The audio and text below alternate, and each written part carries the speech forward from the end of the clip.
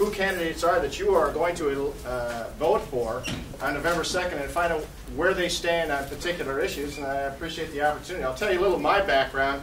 I grew up in central Minnesota, and you know, one of the things that I had always dreamed of doing when I was a kid, actually, when I was 4 years old, I was up in the Hermantown, Duluth area, and I looked up in the sky, saw a fighter aircraft up there, and said, that's what I want to do.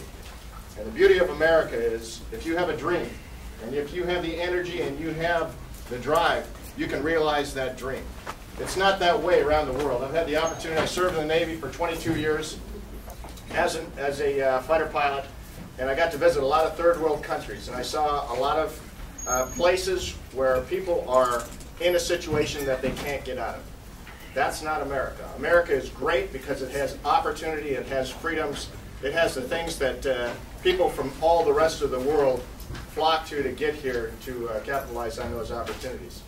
And I retired from the Navy in 2000 and got into the business sector, worked on a new business proposition. It's called light-emitting diodes using free space communications using light-emitting diodes. We planted a patent, and that's still in work. It's coming forward, but you'll probably see some of that in the sector here in the next decade. At that time, I got asked to run for the Minnesota House of Representatives in 2001 and campaigned in 2001, 2002, and won my election by 315 votes out of 15,000. So when people say that my vote doesn't count or it's not going to make a difference, that's not true. It's important that you participate in this process because this is your opportunity to have a voice in your government of the people who are going to represent you. So I spent the last 4 years as 4 terms, 8 years as a state representative, representing St. Cloud, Sartell, Sauk Rapids, and Stearns Benton County up there. I spent the last 2 years as the minority whip, and we've had a good time. It's been a great experience. It's a huge learning experience when you get into the legislature. It's kind of like all the doors are open to any area you want to go into. You get onto a committee and you kind of dig down in and find out what goes on in government, how it's funded, what the programs are, and how that's going to compete against the funding for the rest of the other budget issues. But I won't go much further into that. I'll tell you that from the get-go, I had never intended on running for Secretary of State. That was not on my horizon, but I got contacted by a gal who was a poll watcher up in northern Minnesota who saw some stuff going on at the election polls that was fraud. And so she couldn't get any action from the local representatives, and she called me up. I said, you know what, all right, take it to your election officials, which she did. Didn't get any response. I put my cover letter on her affidavit, sent it forward to the Secretary of State's office, who said that's not my responsibility, go to the county attorney. Went to the county attorney. The county attorney, after bugging him for about 2.5 months, basically said, well, there were some issues here, there were some irregularities, but it was really a training issue, and so they'll do better next time. I said, I need to see some affidavits from those election judges to verify that's in fact what happened, and they wrote me back and said, well, you know what, if you want that, you're going to have to get it yourself.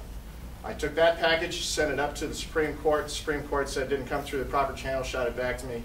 I contacted them with another letter, basically said, well, what are the proper channels? They said, if you want to know, you're going to have to hire an attorney.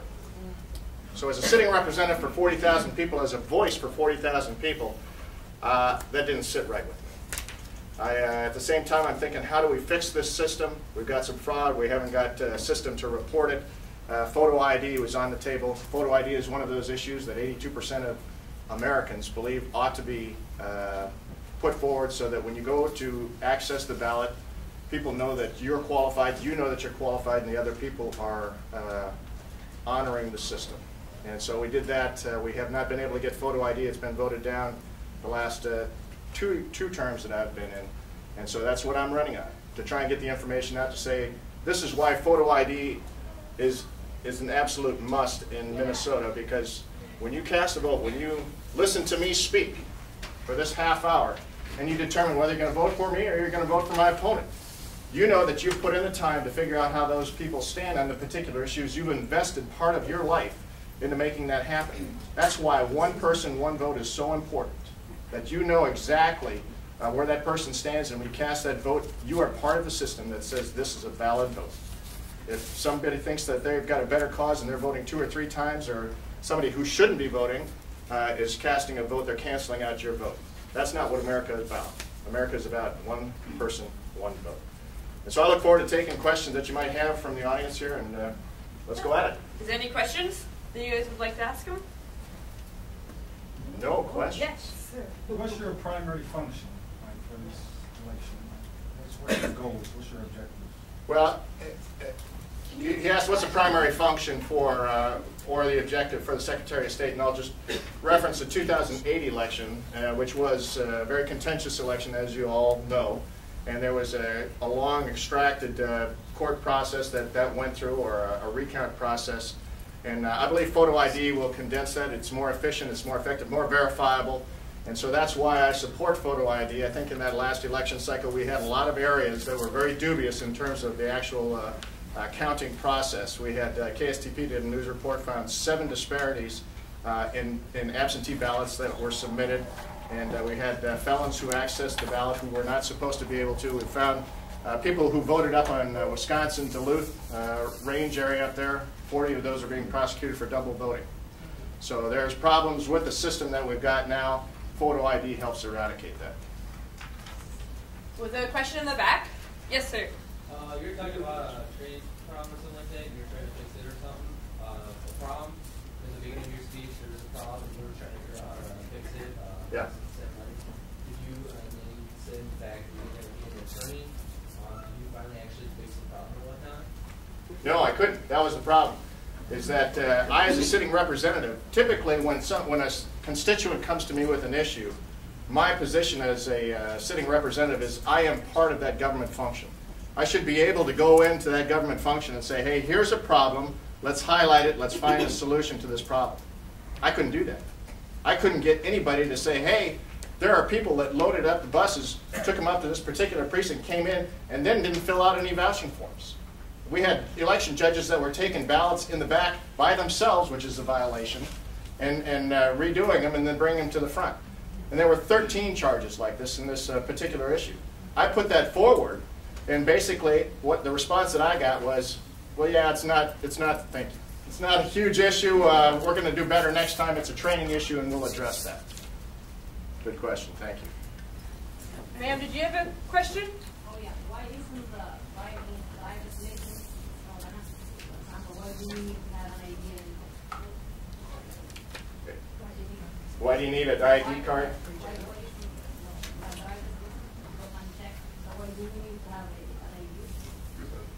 Well, for photo ID, and there's a common misconception here that you're going to need another piece of identification equipment for photo ID. That's not the case. 85 to 90% of the individuals who are voting age and who are qualified to vote have a driver's license. And all the information that you need on that driver's license is already there. So it's not an additional piece of information. It's your driver's license. You merely take the driver's license, hand it to the election judge. When you come in to vote, they swipe it through the card. How many have ever got a fishing license or a hunting license? Yeah, it's the same process. You just swipe it through. You don't even have to say your name. Completely private. The election judge takes it, verifies the picture. Yep, that's the person, swipes it through. It populates the fields. And we have a lot of aging election judges now who have problems hearing. And you get into an acoustically challenged place, like is often the case with the polling places. And it's very easy to copy wrong information, which then you have to go back and correct later on. All of that is eliminated when you swipe the card. It populates the field, and then they merely ask you to sign on an electronic file and then hand you the ballot. You have access to the ballot. You've been verified that you are a qualified voter. We have 2 questions left. The gentleman in the red shirt, did you have a question? I mean, all you talked about is photo IDs. That's all just kind of like one of the things you guys get here. Yeah, the business sector, we do new licensing registration with businesses when you come in. Part of the process is to say, you know what, if I'm an entrepreneur and I want to do business in Minnesota, you've got to go down and register with the Secretary of State. And in that process, we do some of that, some of the loan oversight for farming and liens and some of that information. There's a Safe at Home program. There's a few other aspects of the Secretary of State office. But again, you know, to me, the paramount issue here is if people don't have confidence in their election system, they're not going to vote. A lot of people just say, you know what, if my vote is kind of arbitrary, I'm not going to take the time to take off lunch or to go down in the evening and stand in line to make my vote count because they don't know whether it's going to count or not. You know, after that last election, I've had a lot of people say, you know what, I'm not going wherever on election day because I don't think my absentee ballot's going to count. So I'm personally going down to those polls to make sure that my vote counts. And that in Indiana, in 2005, they enacted photo ID. And in 2006, the first test of that photo ID system, they saw a 13% increase in the participants in the voter system. So when people believe in the system, they believe there's integrity and that their vote is going to count, they will participate. Conversely, if they think that their vote is not going to count or it's bogus or the system is broken, they say, well, that's not even worth my time to participate. Yes, ma'am. I understand you're concerned about the voting fraud, but if you win and actually partake a seat as a Secretary of State, how can you help the state of Minnesota improve not just the voting system, but like other things? Because I know you have the ability to make decisions for the state of Minnesota with the governor, and other than voting system, how can you help us? Well, I think that's a strength I bring to the table here because I've been in the legislature for the last 8 years, much of that time in leadership positions in committee or as the caucus.